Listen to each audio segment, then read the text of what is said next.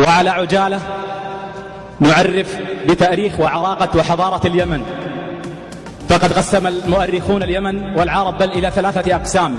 القسم الأول لم يتسنى للعلماء ولا المؤرخون الوصول إلى أجدادهم، وهم عاد وثمود وجديس وعملاق ويقطن. والقسم الآخر هم العرب العاربة والعرب المستعربة. العرب العاربة التي قطنت أرض اليمن، والعرب المستعربة التي قطنت أرض الحجاز. وهذه القبيلة قطنت بقيادة جرهم اليمنية، أعرق قبيلة يمنية في التاريخ قطنت ببكة، كما قال الله جل وعلا: إن أول بيت وضع للناس للذي ببكة مباركا.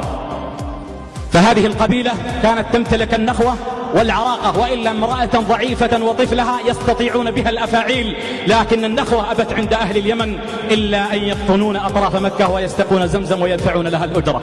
إنها هاجر أم إسماعيل. ومن هو إسماعيل؟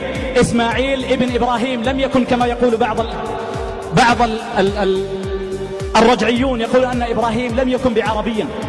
إبراهيم من خيرة أهل اليمن، وهو من نسل فالغ ابن نوح. هاجر إلى العراق وقطن بلاد المنابرة، لكنها تلاشت اللغة العربية عند فالغ، مما أدى إلى هذه الأسماء الأعجمية. فلذلك سمي إبراهيم ابن آزر ابن تارخ ابن فالغ ابن عابر ابن ناحور ابن تسارخ ابن حران ابن أرفخشد.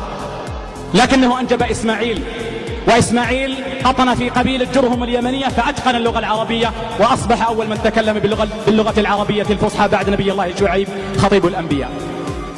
وأهل اليمن من نسلهم هم النسل يعرب ابن يشجب ابن قحطان ابن هود، تفرعت فيهم أشهر القبائل اليمنية.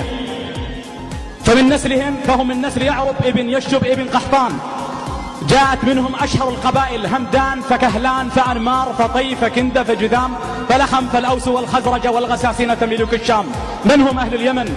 هم أهل الإيمان والحكمة، هم أرق الأمة قلوبا وأقلها عيوبا، أهل السكينة والوقار والفقه والاعتبار. قطنوا في العراق بلاد المنابرة، قطنوا في صعيد مصر هذه البلد المبارك، ونحن نحيي مصر وأهل مصر.